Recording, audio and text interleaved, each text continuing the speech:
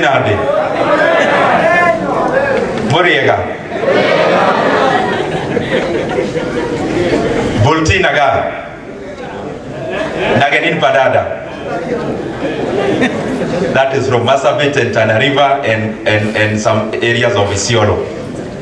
Buyamori. Buyamori naende. Nyasaye no muya. Chiga kitionsi. Inatosha. Naona tuko sawa. Thank you very much. Even all the other people who could not recognize what you are saying. We are all Kenyans and I'm glad to be in this national university. Prof, when we talked about this public lecture, I've been thinking about the kind of content that we should tackle this morning. And from where I sit, I thought it is important for us to look, being in a public of higher learning or an institution of higher learning, it is important for us to be academic, but also it is important for us to be light so that we communicate properly to all the comrades who are here. And especially coming to a university named after a man that we all seek to emulate, and a man who, I want you to look internally, who at that age had merited to have a university named after him, at just 38. And therefore, we'll try as much as possible to balance the two so that we have something to take home. I also don't want to talk for long because I would want to give comrades a chance for plenary so that the other issues that we could not have handled in the public lecture, we can get clarity on those issues and our thoughts through the plenary, which I believe is important. But first of all, I want to recognize that I was also a comrade not far away from this time. And I am also a comrade because I'm a student. I'm a student actually in two institutions taking two parallel disciplines currently, even with the kind of work that we have in the national platform.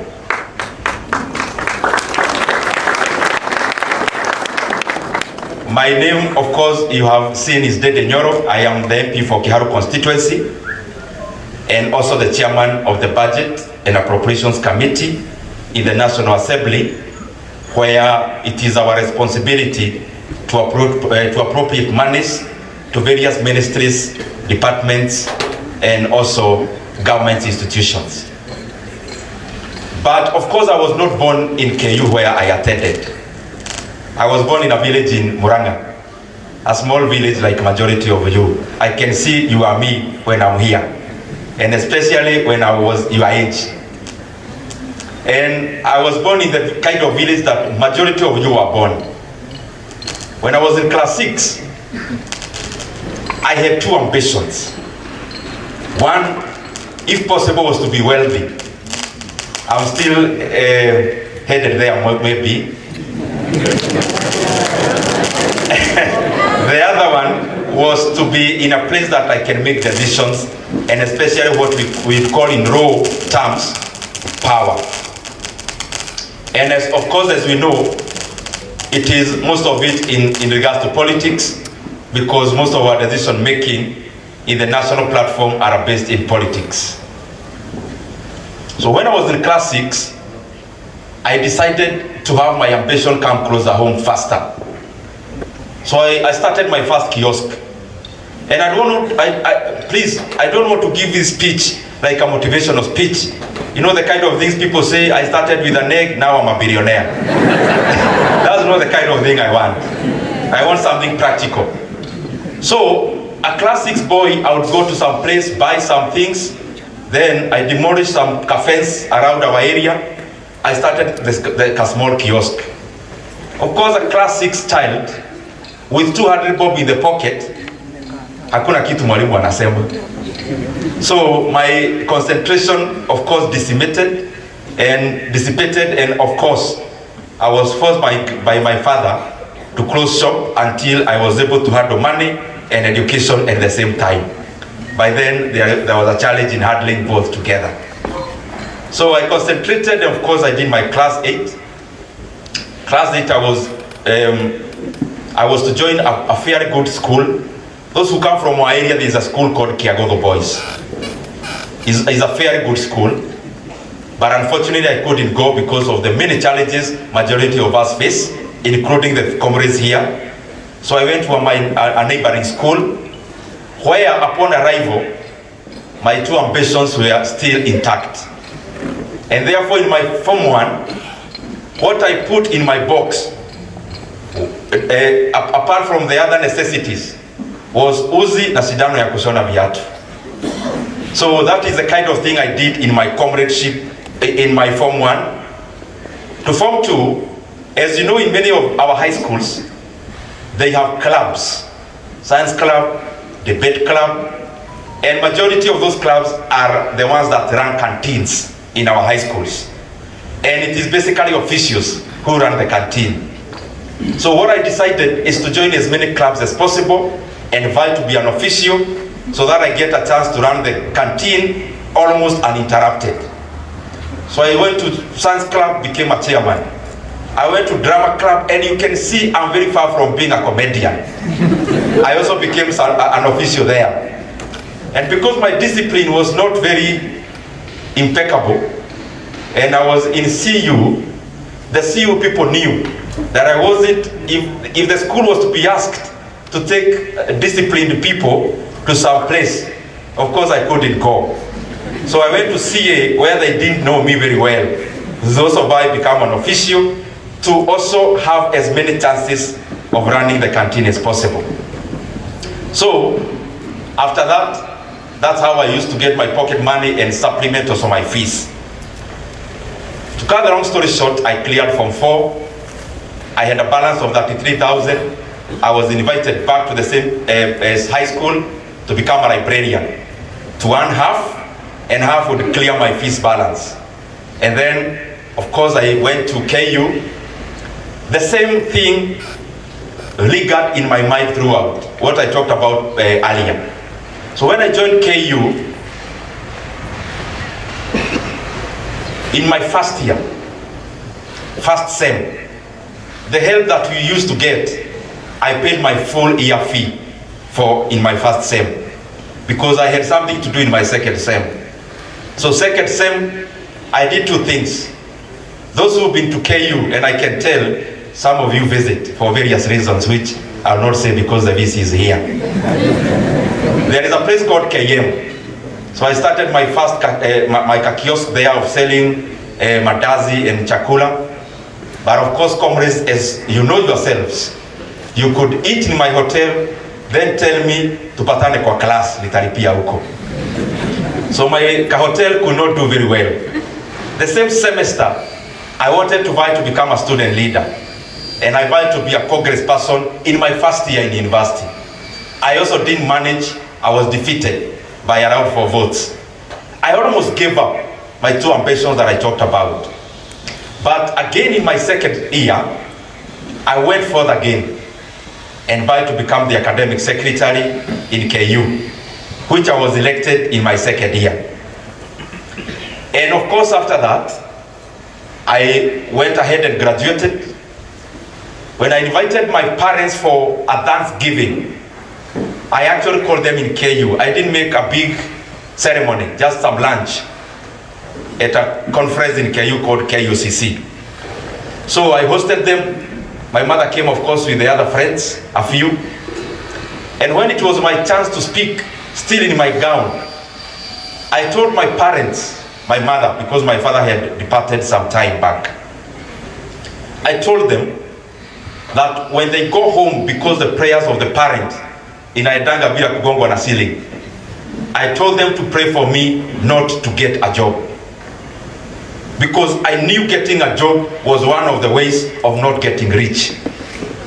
I struggled after graduation, tried a few things, cyber cafe here and there, then automatically after cyber cafe got into IT, financial services, and then up to the time I got elected as member of parliament for Kiharo, and I still do that business now.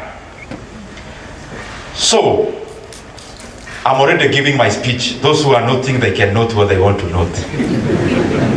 But I want also to give a few things before I go to the area of business. Currently, because I believe we have also economic students here and business-related courses are also in Maseno and Tombaya University. I want just to give a little brief about our country, because I want to wrap up a few points here and there, because the time is short and I want to touch a few things. Being the chairman of budget and being a member of parliament for Kiharu, there are two things I want to dissect around there, because we are in a learning institution. And let me start with the first one of being the member for Kiharu, before I come to the issue about the country. I've been the MP for Kiharu from 2017. I am glad if there are people here from Kiharu that we can clearly see that changes can actually happen in our villages when we determine to do things. In Kiharu, those who are in day schools, like majority of you, I'm sure you are in day schools, the school fees you pay is only 1,000 per term. All the other school fees we subsidize through NGCDF and through the other ways of ingenuity that we have been able to institute. And in those, we are able to rearrange the menu properly so that even those in the day schools can eat chapati once in a while, just to make education exciting. Second thing is that in all our public primary schools, which are around 112, all of them, we have been able to remake them, and all of them are tiled. For those who come from town areas, this seems like, what are you saying? But classes should be tiled. But those who come from rural areas, I am sure you can appreciate what I'm saying, and especially given the kind of schools that we are taking. We do that because education is very important. Without it, most likely, I'll be giving this speech somewhere else, not here. And no, maybe not in the current position that we hold. So education is important, and we should always remind ourselves of that fact. In the national platform, and especially for economic students, Kenya is in a good place where from where I sit, but there is a lot of room for improvement, and that is why we are where we are to do those improvements.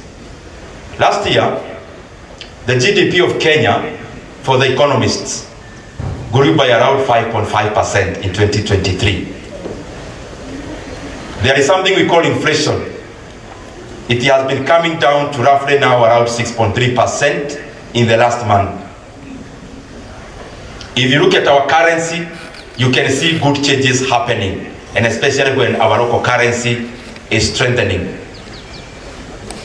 These things are important because whereas we are talking also about our own selves and our ambitions are intertwined with the ambition of our country. And that is why if you look at the billionaires list, you look at them, they are in some areas, they are in some isolated geographical areas. Because where you are in terms of a country also determines where your ambitions can stretch. But also, there are also a few areas that I feel we need to do better. And I'll highlight a few. And especially giving scenarios of Kenya comparative to other countries. And you forgive me if I become technical in these first few minutes. And especially, I want economic students and or those around economy, political science and such, maybe this would make much more sense. There are countries that we emulate to be like. One of those countries, when you hear people, even you hear comrades, you want visas to go to the US, to the UK, and such other countries. But I believe we can bring those countries home, other than us going to meet them. In terms of the scenarios there, they can come home. US became the kind of US that we know not very long time ago, maybe around 200 years back. UK became the kind of UK we know in terms of acceleration of economic growth since the Glorious Revolution. But there are others that I want to delve in more, and especially 3 countries. One is Japan. Japan, that we know today, started by manufacturing very basic things, plywoods, wigs, things that do not require a lot of technology. Then over time they handed over that banal technology to other countries like South Korea. They then accelerated adoption of technology, and adoption of technology comes with increased productivity per person. So what that did is that after handing over plywood and wigs, they went into electronics by that time. So South Korea took up. After South Korea took up in 1960, by 1960, the stories you hear out there are true. If you could go to China in 1960, or you go to South Korea, wangekupigia saluti kama umetoka Kenya, because a Kenyan was better off than a South Korean, than a Chinese in regards to GDP per capita or income per capita. So South Korea took up the technology, and then they did something. And I'm talking to scholars who will be policymakers not too long from today. After they took up South Korea, plywood and wigs and banal technology, which are labor intensive.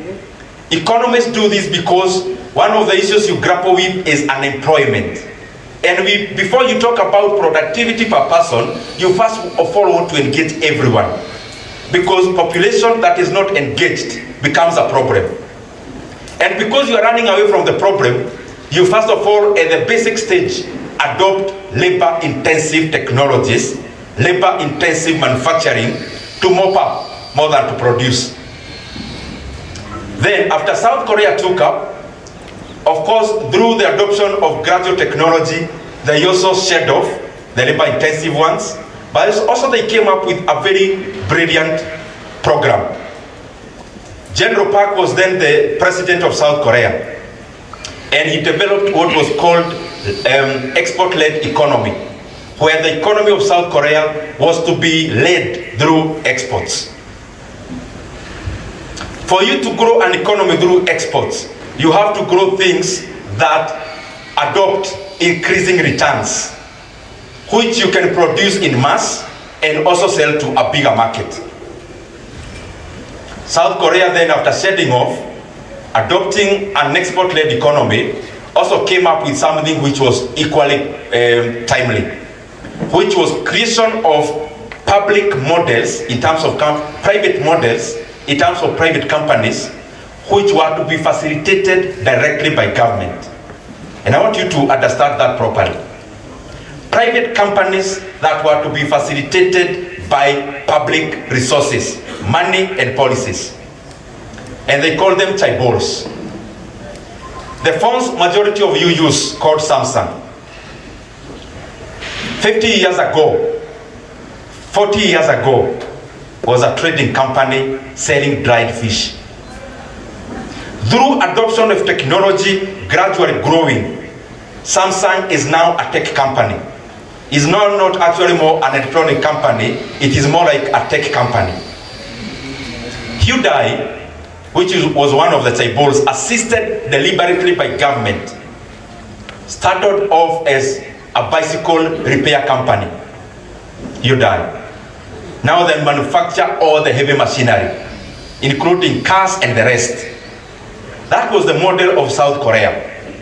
From 1960 to 1976 to 1979 precisely, the exports of South Korea grew by a multiple of 364 times. The current GDP per capita of South Korea are many multiples that of Kenya and many other African countries. There is a country called China, which we love to love and sometimes love to hate. And especially when people are talking about debt, but more of it because of not of a lack of adequate information. China, can you listen to these, comrades? Future government officials, you seated here. Future policy makers seated here. China has grew in our generation, mine and yours. China in 1976, people were dying out of hunger. Prior to 1976, you see t-shirts written Mao Zedong. Mao Zedong was the leader of China prior to 1976. He came up with something called the Cultural Revolution and the Proletarian Revolution, where basically was more of intense socialism or command system, where the government owned all the factors of production. And therefore, as a farmer, you would farm, but the produce belonged to the larger people. And therefore, what that does, no one is motivated to work hard because you're not working for yourself. As human beings, we are not made to work for others. We are made to work for ourselves. So, proletarian revolution led to many Chinese millions dying out of hunger. Then, look at this. Mao Zedong departed in 1976. From 1976 to 1978, there was a cabal of 4 leaders who were jostling, including Mao Zedong's wife, on who to be a Mao Zedong. Then Deng Xiaoping took up the reins of power in China in 1978. What happened? Through deliberate policies. And the reason I'm giving this kind of analogy is for us to see what brains and decision making can actually do to the fortunes of countries. 1978, around 1980, Deng Xiaoping went to visit other countries. Precisely, there is a time he actually also went to Singapore. He was surprised that people owned fridges, a fridge. Because China was so poor. Out of 100 people, only 4 had fridges at that time. So he opened up the economy through deliberate decision making. Out of 1978, China's growth has been growing unprecedented out of decision making. It's not about oil, it's not about minerals, not about platinum or gold that they discovered. They discovered the main gold, which is the brain of a man. From 1978, China grew to the country we know today, which their GDP per capita is now 6 times that of Kenya. In 1980s, precisely 1990, manufacturing in China accounted for the global only 2%. Currently, 18% of the entire manufacturing of the world is done in China.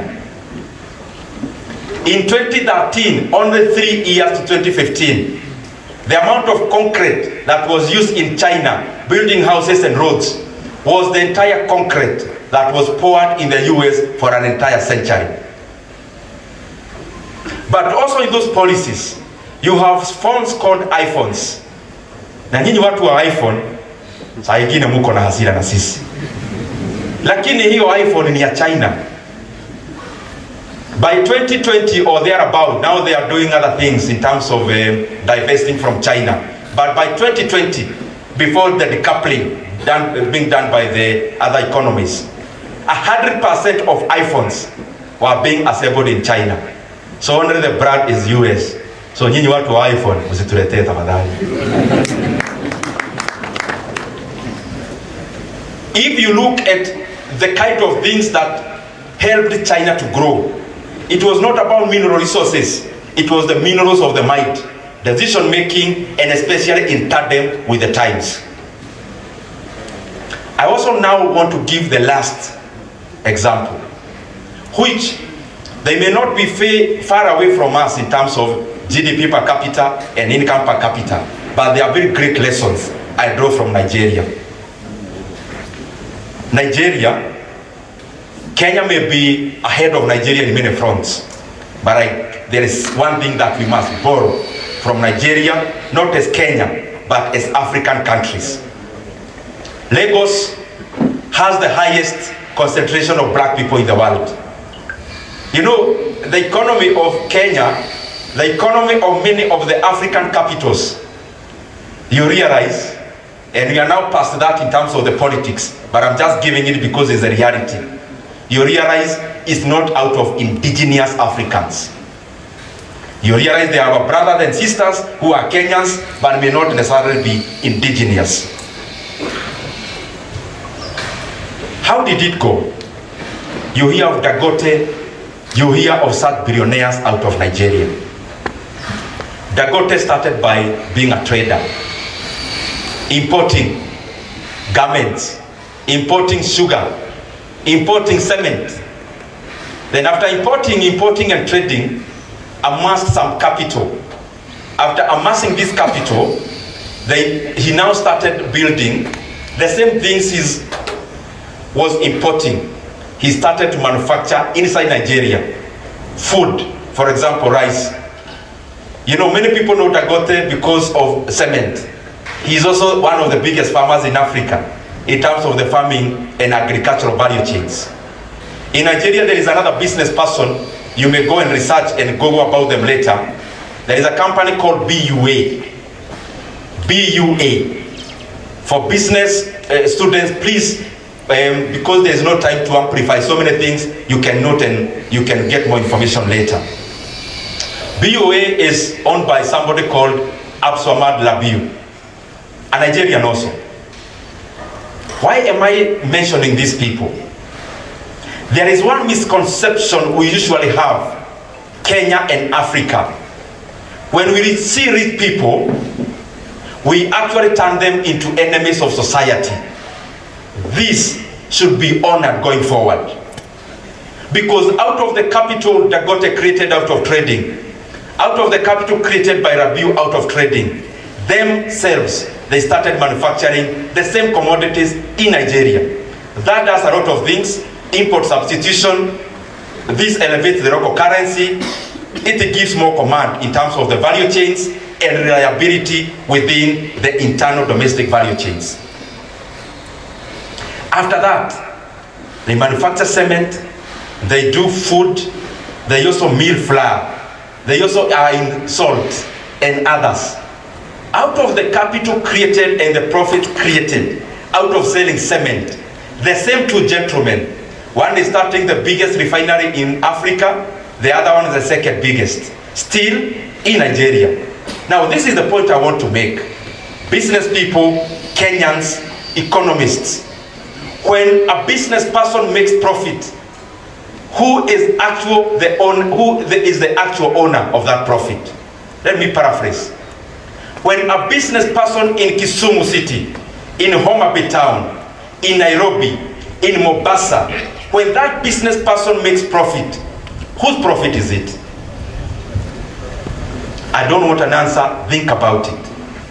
When Dangote makes profit out of trading and then starts manufacturing cement and then builds the biggest refinery in Africa, in essence, who is the actual owner of this profit made by Dangote? It is the people who get jobs out of the opportunities created by these profits. When you make profit as a business person, you can only eat too much. You can't sleep on 2 beds or 5 beds. You cannot drive 5 cars together. Even if you own private jets, you cannot fly inside 2 of them yourself. You can eat in Serena lunch, you go to Websats for dinner, you go to Dubai for breakfast, but you can only eat and consume too much. The actual beneficiaries of the profits created by business people are the economists and the people in those economies. Communist power. Wow. And that is the kind of frame that we must start having, that we must start appreciating the business people of Kenya. Because out of that business person, if it was self-interest, they already have enough.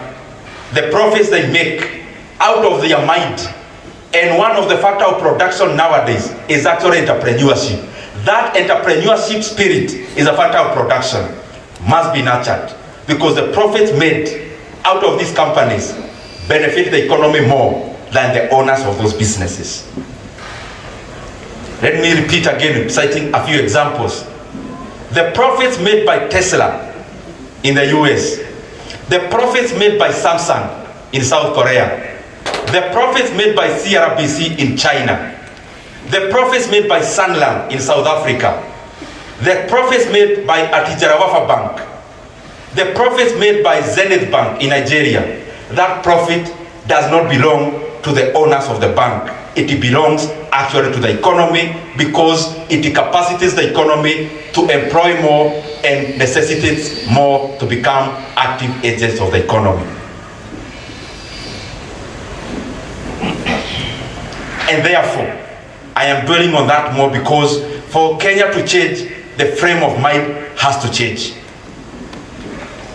For Africa to change, we must put weight and appreciation where it belongs. The real people who must be appreciated is actually not politicians. It is business people. They are creators of opportunities. They are multipliers of opportunities. As I wind up this technical issue, again for economists and all of us as Kenyans, just a few things which I believe, because a public lecture you share your thoughts. Some of the things that we must do on top of what I've just enumerated. Kenya, as I said, is growing at not a bad pace. 5.5% is not so bad. It's actually 28th fastest growing economy in the world. But are there challenges? Many. Why? For a low level economy like Kenya, for us to grow at a level where every Kenyan is feeling the growth, we have to raise to the double digit. We have to accelerate our growth. We have to grow more. We have to grow faster. What should happen? Just a few things. Political scientists, historians who are here, if you study countries, you realize three things are critical for a growth of any country. For a growth of a modern economy, number one, we must have a strong state. A strong state based on merit, based on meritocracy. A strong state is important. Then, accountability must be there. And that is why we go to elections most of the time. Accountability is usually through democracy. And then there is rule of law. That is why these institutions are very important.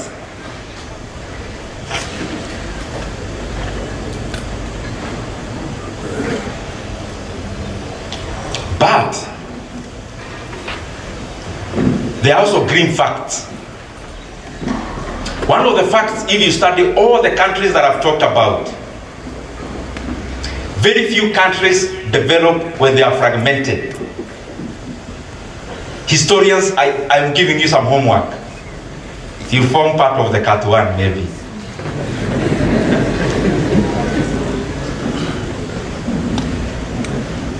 Very few countries grow when they are fragmented. Because there is a state on this side, which is institutions. But there is a nation on the other side, which is culture and people. Historians, I hope you know those differences. But there is a country called Kenya. Country is coordinates, is boundaries. There's nothing else. You define Kenya as a country by its boundaries. There is a republic called Kenya. Republic is self-determination. The fact that we determine who is our leader, that makes us the Republic of Kenya. But then there is a state. There is a state called Kenya, which is the state apparatus, the institutions. But then there is a nation. What is a nation? Nation is homogeneity. Nation is shared values. Nation is shared culture. Nation is a shared identity. Unfortunately, most of us, like Kenya and many African countries, we got ourselves to Nijipata kwenye tuko. so that our country called Kenya, we do not share too much in common with our fellow Kenyans. If you go and talk about Nigeria, how did Nigeria become Nigeria? The first Nigeria that we know came about in 1914. How? It came out of the merging of the North Nigeria and the South Nigeria. South Nigeria itself was out of merging of the Tana Delta and I think Lagos. Why am I talking about these things? Nigeria has got a lot of oil. Yani, well, that you don't need to go look for. It is already bequeathed unto you. But does it help that country? DRC has minerals, one of the wealthiest countries in the world, yet one of the poorest in terms of the poverty index. Why are those paradoxes? It may not be entirely, but it is important that for a country to take off, we need to look inward and actually come up with an identity that makes us homogeneous as a country. Other countries did so, like Tanzania. They have more tribes than Kenya. Yet, when you go to the streets of Dar es Salaam and you ask a Tanzanian, unatoka kabila gani? They ask you, are you Kenyan? But now, other stark examples like the one I've talked about, Nigeria, just look at the disparity in terms of shared values. A person from the north, like the other day I went to South Africa, I was in a taxi, then I asked some guy there, which country do you come from? I could tell he's Nigerian through the accent. I asked him, are you Nigerian? The guy stopped his taxi, told me to stop abusing him. He is Nigerian, but he associates himself as being a Biafran. He told me I am Biafra, I am not Nigerian, but his passport is Nigerian. That is how majority of the African countries are fragmented. That even before we take off, we first of all have inward squabbles amongst ourselves. When are we going to get the energy to take off and compete when we are discussing about this tribe and the other? This has to come to an end for Kenya to be a modern state. A person from Kwale must feel at home in Homa Bay. A person from Nyeri must feel at home in Mombasa. A person from Marsabit must be at home in Tana River in Kisii. A person from Nyamira must be at home in Murang'a. That is the kind of Kenya that will take off. Other things, just look at this. And I talk about this because something must be done. When we are making budgets, we usually get a brief of the Kenyan economy because budget is a policy also. So, part of the brief, just look at this. Kenyan economy, what is it? When you talk about GDP, what are we talking about? You can measure an economy through income or expenditure. For economists, when you measure an economy, the first category you measure primary production, which is agriculture, fisheries, mining. In Kenya, it accounts for 17% primary production.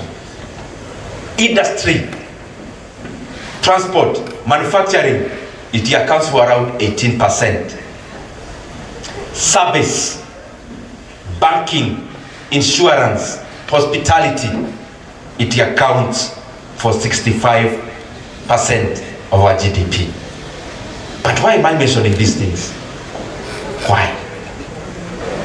The same brief you see, primary production and especially agriculture employs 70% of the rural population in Kenya. And 40% of Kenyans are employed in agricultural value chains. Why is that important also? 17% of our GDP employs 40% and 70% of the rural population. That looks like a paradox. 17% is carrying the weight of 70% in rural areas. Service industry, yes, it's a big employer, but you see, it accounts for 65% of our GDP.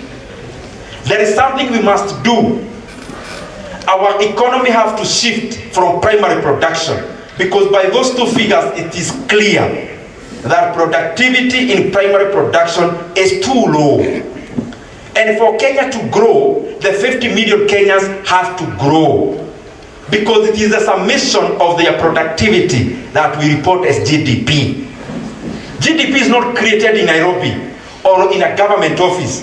GDP is created by farmers, by manufacturing, by service industry. So for that to increase, every worker in an industry, their productivity per person has to go up. Our subsistence, majority of our agriculture and primary production is subsistence. We have to shift our economy from subsistence to a capitalistic economy, and especially in rural areas, for Kenya to actually grow double digit. Some will ask, why are you talking about these things when you are in government? I'm also talking to people who will be in government very soon. And these are the comrades of Tombaya University and Maseno University. Some will be elected as members of parliament, others will be governors, others will be PSS, others CSS. Lakini mkifika hapo, usibadilishe kioo ya gari tafadhali. The other thing, which we are also doing, some of these things we are doing our bit, but it is a continuous journey. The other thing you mentioned, GDP, for it to grow, you have to grow consumption, you have to grow investment, and you have to grow government expenditure, and then you have to grow net exports. For economists, you know those things. Y is equals to C plus I plus G plus X minus M. Or niende pole pole? Just like this. Y is the economy. Y is the economy. Is equals to, I'll give you two formulas, you go research further. The first one, ile nilisoma bele, call it agric. Agric is in bracket primary. That's called primary production. Anything you produce, yani vile unaipata ndivyo iko, kama mahindi. Vile unaipata kwa shamba, unaikula hivyo. The only value addition is cooking. So that is primary production. Plus, I'm still on formula number 1. Y is equals to agric, bracket, primary, plus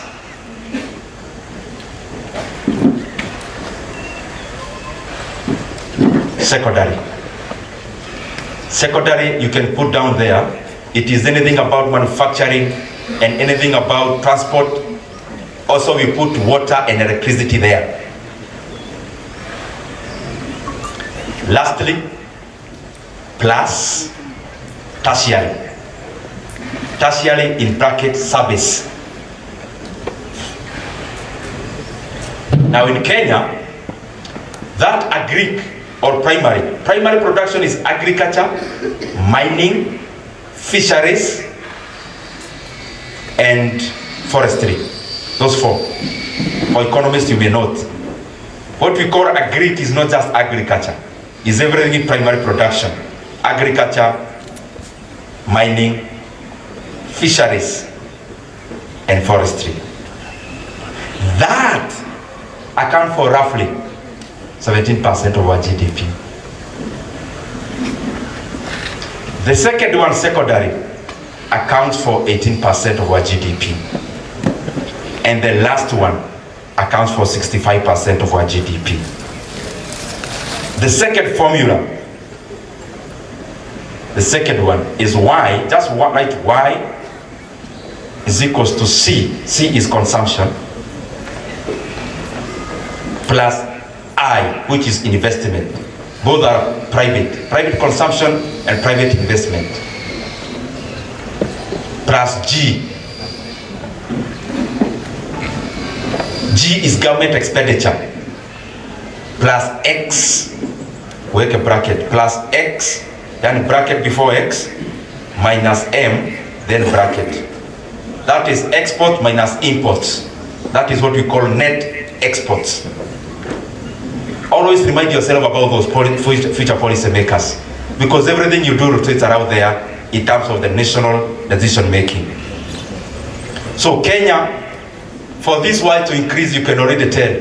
You either increase Y, I, G, or X minus M. Import substitution, you grow things that will accelerate production. I don't want now to go further in these economic jargons. I want to go, as I finish, to things that we can relate with more closer home. Nataka tufanye hesabu, comrades. Kidogo tu. And I want us now to almost get into some sort of plenary.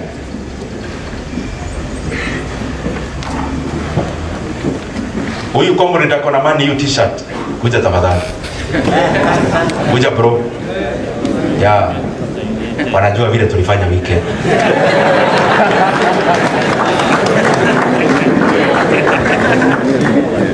I want a lady to come. A lady. A lady. She's there. Let's clap for them. Kuja ni hapa juu. Hii chukua ni yenu bro. And I want another gentleman.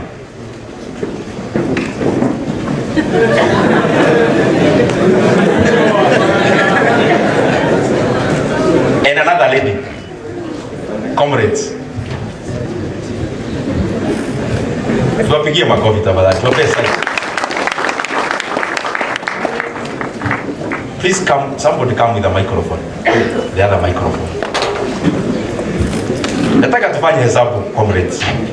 Na hii public lecture, ile maneno serious imeisha. Hiyo ya economic kwanza tumaliza. Hata ni sikumaliza yote, nimeona hii tutaongea na economic students peke yao. Nataka tufanye public lecture pamoja. What's your name? Where is the mic? What's your name? Cynthia Ndindi. Come. You are our mathematician. Chukua hii na kalamu. Iko na kalamu. Very comrade hapa inapita exam. Now, Cynthia, which year are you? I am in 4th year. Which course? Criminology with IT. When you graduate out of Tombaya University, what do you want to become?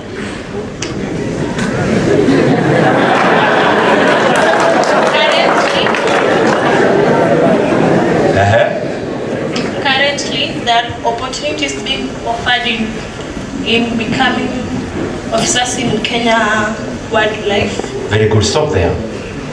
Now, in Kenya Wildlife, what position do you think you'll be 5 years after graduating? Suppose you get a job immediately, in 5 years, you'll be in which position? When you are having a degree in criminology, there are some opportunities you get after you get in that. Ako sawa. Let me actually save you out of this. In 4 years after graduating, you are graduating this year or next? This year. After you graduate, by the time we are in 2020, nyinyi naona mko election, mkitata 2077, baada tuenda 2028, utakuwa na salary ya pesa ngapi ukipata hiyo kazi ya KWS? Roughly. And I want you to be practical and logical. How much? I can say maybe 70,000. Right, 70. Right, 70. Very good. Let me ask you, by the way, or we make it 100 or 70. Let me ask you, in 5 years' time, which car do you want to be driving? As you said, your name is? Sim. And the other one? And this. So which car will you be driving in 5 years? Or or you want to be driving in 5 years? I want to drive a TX. A TX. How much is a TX? How much is a TX? Do you have an idea? Forget about the new one, ile ya Toyota Kenya. Forget the Toyota Kenya one. Let's talk about E second hand. Somebody with an idea, how much is it? How much? 6 million. Right, 6 million. I can tell kuna vice chancellor ako hapa na TX. Tafadhali visit tuangalie hiyo maneno. Haya, thank you very much. Give him the mic. We win when we want. Manchester United. So my brother, what's your name? My name is Felix Odua. Felix? Odua. Felix? Yes. Which year are you? Yet I've got students here. You are not a student. Yes. But what is your age? What is your age? My age? Yes. I'm 22 years. 22 years. Yes. Higher. Then let me ask you, my brother. In the next 10 years, you want to be driving what kind of a car? The Lexus. Like, kama iko hapa? Enyewe hii ni lifestyle kwa. Asante sana, weka hiyo. My brother, what's your name? I'm Boniface Mwangi Kamunyo. Wewe si utadrive nini wewe kwanza? Weka Mwangi hapo. Now, which year are you? I'm in 4th year. Which course? Applied statistics with IT. Huyu ni mtu mwerevu sana. So, when you graduate this year, yes. Kwani wewe ni wapi? Kwetu ni Kiharo, Itoi. Wewe mtu 10,000. Wewe ukitoka hapa lazima ni yes, tafuta ulete huyu ni mdosi wangu.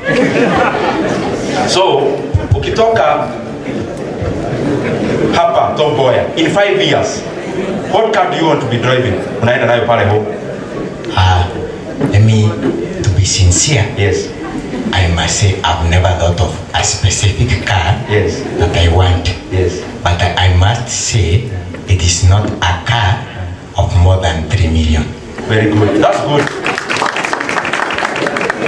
Sasa, pea comrade hapo. Pigia mtu kwa kiara makofi.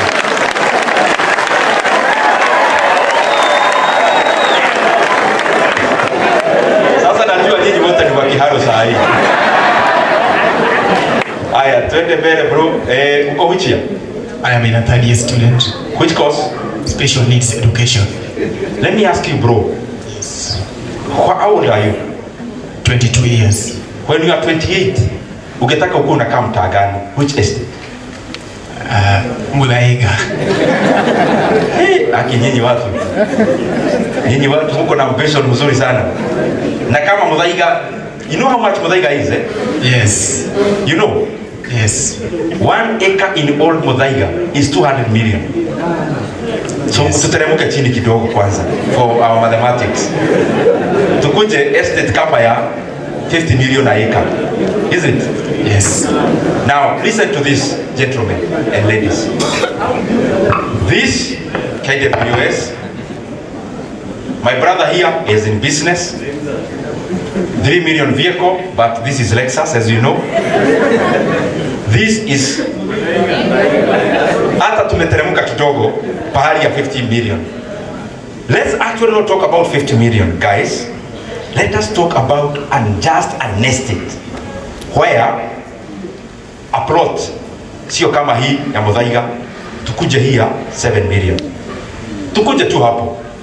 I want you to us to go together. So at TX, weka hapo 6 million. So you started working at what age? 25. You start working at 25. TX, sio Lexus, TX, Mutumba is 7 million. Weka 7. A plot, sio nyumba, plot, 7 million. That is 14 million. Let me ask you, my brother, ukitoka hapa leo uajiriwe na bank Kenya saa hii as a fresh graduate, ufanywe manager, operations manager, how much is the salary? Anyone with an idea? Yeah? Gross Can somebody do for me net? That is gross. Can somebody do for me gross? If you are earning 200,000, na mnajua housing levy imesaidiwa leo, so ufanye mahesabu vizuri. So tuilete 120, 140, 120. Write 120 there. Uko na simu? Toa. Uko na calculator Kwani siku hizi makombo nilibuka na smartphone?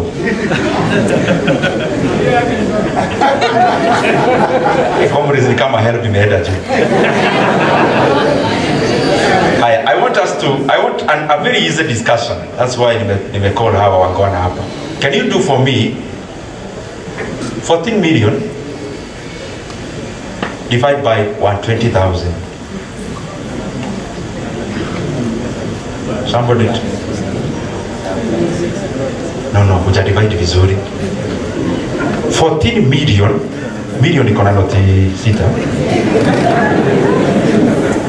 Divide by 7 alafu noti ingine 6.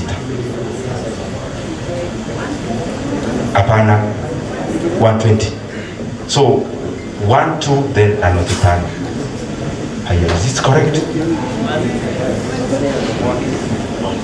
Very good. 116. Now divide by 12 because those are months. Divide by 12. How much? 9.7. Si mnasoma kitu inaitwa rounding off. Hiyo inakuja nini? Huyu mtu wa 25 wako how old? 35. Acha ni kujifanya hamuuza mfanye hesabu. 25 ukiongeza miaka 10. So uko na TX na ploti na hauna nyumba. Tuko pamoja? What I want you to live here. Ukisahau hiyo maneno yote nilisema ya GDP. Ladies and gentlemen, you never came to Tombaya to look for a job. You never came to Tombaya to work for anyone. You never came to Tombaya for your living standards to remain the same. You never came to Tombaya to be part of the problem. You came to Tombaya to become an employer, to become wealthy, and to become rich. Hiyo hesabu tumefanya, wewe unaona hiyo inakupeleka wealthy ama poverty? Now ask yourself, that farm you want to go and work in, was it created by a robot or a person, or did it get itself there? This company you want to graduate from Tombaya and go and work. So it came from where? Where did it come from? From a river. Ilitokea kama mti ikagrow. How did it appear? Somebody did it through a deliberate decision. The people I'm talking to today at Tombaya University are people who are not graduating to go and tarmac. They are people who will be graduating to go and start their own businesses. These are not people, if truly, the kind of ambitions you've listed here, if you truly mean it, you can clearly see here. This is not my calculator that has done this math, it is your calculator. That by 35, yes, you'll have a TX, which will be maybe white in color. You'll also have a plot, but you'll be sleeping in that vehicle. Because you don't have a house. You start now beginning a journey of building the house. And here we are talking about something called ceteris paribus. You know one thing I've assumed here? That all these people are wanking. You know what I mean? They are saving everything. You know what I mean, Yes. I'm assuming everyone here is saving everything. Hata nimefanya hesabu na the entire salary. Which is also an assumption that cannot hold. Even in economics. Kaeni chini. Mheshimiwa, I'm also coming from Kiharu. Chifu wako ni nani? Sawa, tutaongea bro. Asante sana.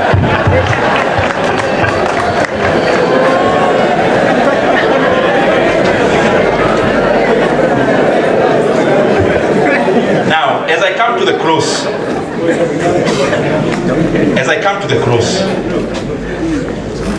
I read the theme. Somebody will ask, how is youth and taking part in governance in what you've talked about. Many times you have come to confuse that the only leadership we can do is leadership in politics. There is a lot of other leaders that are needed out there in our economy, and especially in the business front. And as you craft what you want to do with your life in the future, I want you at your free time to go and Google for free Forbes magazine. And when you Google Forbes magazine, go and check the richest, wealthiest people in the world in terms of their net worth. You realize there is one person there called Bernard Arnault. What is his company? Louis Vuitton Moet Hennessy. What do they do? Watches, bags, expensive accessories. What is associated with those kind of purchases? They are irrational purchases. You don't buy a watch out of the value in use. You buy the watch out of the value in exchange and for ostentation. That when I wear, people recognize who I am. Unfortunately, not many people actually know their prices. So you wear a 10 million watch, but then it's only you who knows their worth. Number 2 in that list, I may not follow through all of them. Let me just mention, not in any particular order. You'll get Elon Musk or Elon Musk. What is their company? Their company is Tesla, SpaceX, Neuralink. By the way, Elon Musk is the founder of PayPal, the PayPal you use when you're doing academic writing to be paid. It was started by Elon Musk. Then he sold it. What do they do? Electric cars, SpaceX, going to space, and internet issues. What can you call that category of sector? Maybe automotive or automobiles and IT. 3, Jeff Bezos. What is the company of Jeff Bezos? What is it? Amazon. What is the sector of Amazon? What is Amazon? What sector is Amazon? IT. There is a lot of other things, logistics in it, but it's basically an IT company. The other one is Larry Page. One of the founders of Google. 107 billion US dollars. The other one is Warren Buffett. What is his company? Berkshire Hathaway. Where does Berkshire Hathaway invest? They are the number 1 investors in Apple. Their biggest investment, more than half of the investment of Berkshire Hathaway, is in Apple.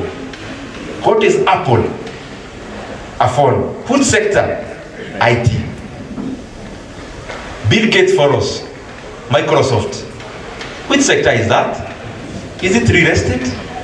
Is it manufacturing? Is it agriculture? Is it dairy? Is it fisheries? Michael Bloomberg follows. Data. They have TV stations and the rest, but their main business is data, and especially useful data like the one I'm citing, but more market related. The other one is Indian, Mukesh Ambani. Which company? Reliance Industries. Which one? Petrochemicals, etc. But what has brought him in the limelight of the Forbes list? It is a company called Geo. Which sector? IT, telecoms. The other one is Steve Ballmer, the former CEO of Microsoft. So Microsoft. Then there is Mayer's family. Do you know which company is it? It's called L. O'Reilly. What do they do? Luxuries. The other one is Larry Page. If you go to the next one, you'll get somebody called Amancio Ortega.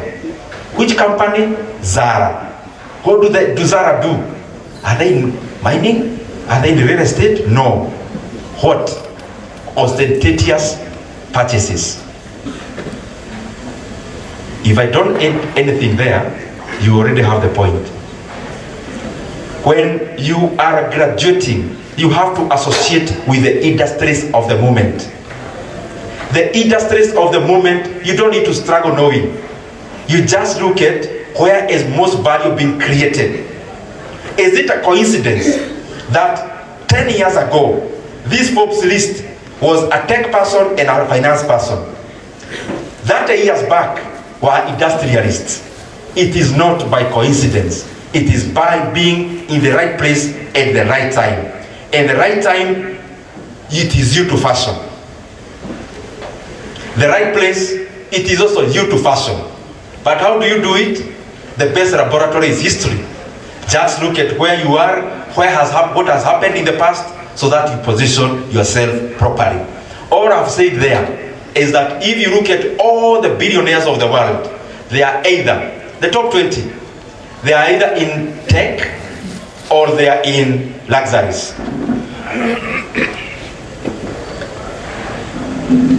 Tombaya. Can you just imagine, especially those people who are in here? See your son are comrades, because comrades in 22, 23. Just imagine, at my age, Tombaya was already gone 1 year. 38, and you look at the impact Tombaya created. And then most of the times, I see people saying how youth in Kenya are taking their positions. There is no lazier generation of youth than the current generation. None. Why? You call me here as a young person, but the young person of history are Tombayas and the others. What had they achieved at our age? At your age as a comrade, at 23, Tombaya was already a national leader. He was already leading Kenya African Union. At 33, he was already a minister who was poised even for higher positions. But then, is it just Tombaya alone? If you look historically, you read about French Revolution. The person who led the French Revolution, Napoleon Bonaparte, became a general before 30. He became an emperor at 35. Napoleon Bonaparte. If you look at people like Nelson Mandela, he could have become president much later, but his involvement in the national politics in his 30s. Mwai Kibaki became the leader of KANU as the CEO at around 30 years old. Look at the people we can relate with very well. Anyang' Nyong'o from here, Kisumu. People like our current president. At the age of the comrades who are sitting here, they were already doers of things. But then even the current situation, go to France currently. How old is Emmanuel Macron? He became the president of France at barely 40, 42. Do you know the age of the prime minister of France? Even before you talk about the prime minister of France, you need to Google what is the GDP of France before you answer that question. The prime minister is 34-year-old. And he was not first from a village in or a nested in France. No. He was already an MP at 28. That's the prime minister of France. And we are here saying, we are comrades of Tombaya University, we have time, we organize ourselves, tunajipanga, we have time. You have no time, my comrades. If it is starting, you start now, not tomorrow. But others also have ascended. We can't talk about the method, but they have arrived. I'm not talking about the method. The current president of Burkina Faso, I'm not talking about the process, how he got there. Traore is how much? How old? He's 35. But how old was Sankara, Thomas Sankara? Thomas Sankara became president At 35, he was already president of Burkina Faso. 34, 35, he was already president of Burkina Faso. What am I trying to say? Even Abiy Ahmed, just here in Ethiopia, became prime minister at 42. Others are not also in this position. I'm not talking about how he got it. If you go to Saudi Arabia, Mohammed bin Salman, the current crown prince, you can literally say the ruler there, because the king, he does most of the functions. We are actually age mates, including the month of birth. But what is the GDP of Saudi Arabia? You can check later. What am I trying to say? Sometimes we look at our ages and we think a time is coming for us to be useful in our societies, in our localities, in our countries, in our continent. That time is not coming. That time came. But then, as we do that, and I'm talking now especially the African countries, and especially citing some of my friends, for us to be credible as youthful generation of leaders, we have to start with clear-cut, pristine policies. Policies that you don't struggle to explain. There is a crop of African youthful leaders coming up, and we wish them the best. When we go to South Africa, there is Julius Malema. Do I believe in the policy of EFF? Maybe there is room for discussion from where I sit. Because we have to keep on gradually differentiating between campaigning to win and governing. So that as you come up as leaders from Tombaya University, your guiding principle must not be you becoming a leader, must be you becoming an agent of change in the economy of Kenya and Africa. When you put yourself first, then you have no policy. You become a populist. After populism, you are given power. You do not know what to do with power. When you hold power and you do not know what to do with power, power burns you. And I am hopeful that the current crop of people who are coming up with good policies. I have cited South Africa. We have seen young movement of young people, of course led by EFF. You go to a place like Uganda, our neighbors, you see a young man, Bobi Wine, challenging the authority. But then we forget one thing. We call Bobi Wine a young man. We forget what age did the current president actually become president. You know, sometimes because of because of the current, what we see now is what is there now. We forget what has been. Yes, there is a youthful leader in Uganda, but then we seem like he's moving too fast. But he's moving too fast against what? The current president of the same country, at what age was he Bobi Wine of the current situation? You go to Nelson Chamisa of Zimbabwe. At 31, he was already a minister. Senegal are having election this week. There is a young man called Osman Sonko who was actually restricted from being on the ballot, but his party is sponsoring another Sonko there. What am I trying to say by mentioning these people? As the young people of Kenya and Africa, the best gift we can give to our continent is not for us to be ambitious for ambition's sake. It is for us to place the ambitions of our country ahead of our personal ambitions. And if you place the ambition of Tombaya University ahead of yours, you think about Tombaya University. You talk about what you are building. You talk about the courses you are offering, how they can become better. The young people of Africa, and I am glad majority are on that line. We must think about our countries first. And our countries first is to think about clear-cut policies that can transform our economies. Because our singular economies as African countries are what become the economy of Africa as a continent. And with those many remarks, I thank you very much. May God bless you.